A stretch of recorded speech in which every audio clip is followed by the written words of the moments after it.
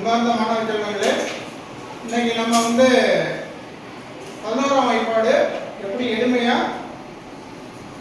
தெரிஞ்சுக்கிறது அப்படிங்கிறது பார்க்க போறோம்.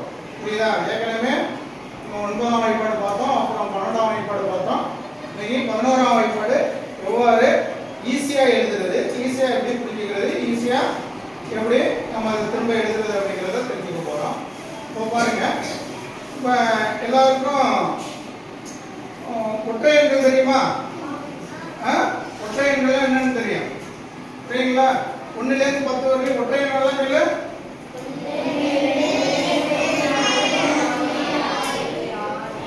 எழுந்திரிச்சு சொல்லு பாப்போம்.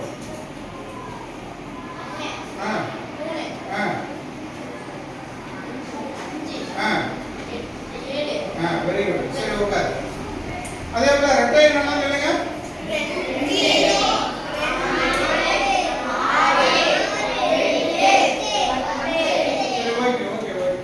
இப்போ நம்ம என்ன பண்ண போறோம் அப்படின்னா, இதுல 1 to 10 வரையிலும் வரிசையா நம்பர் போட போறோம். ஃபர்ஸ்ட் புரியுதா? இங்க பாருங்க, 1 2 3 4 5 6 7 8 9 இங்க 10ன்னு வரும்போது 0 போட்டுட்டு இந்த 1 வச்சுக்கணும்.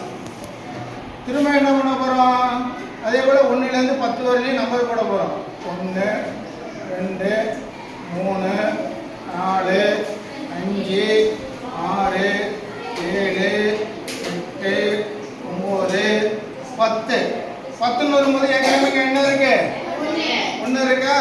10 1 11. இப்போ பாருங்க, 1 11 11 20 22 3 11 33 4 11 44 5 11 55 6 11 66 7 11 77 8 11 88 9 11 99 5 11 110. ஈஸியா இருக்கா? எழுதலாமா? எல்லாம் எழுதிங்க.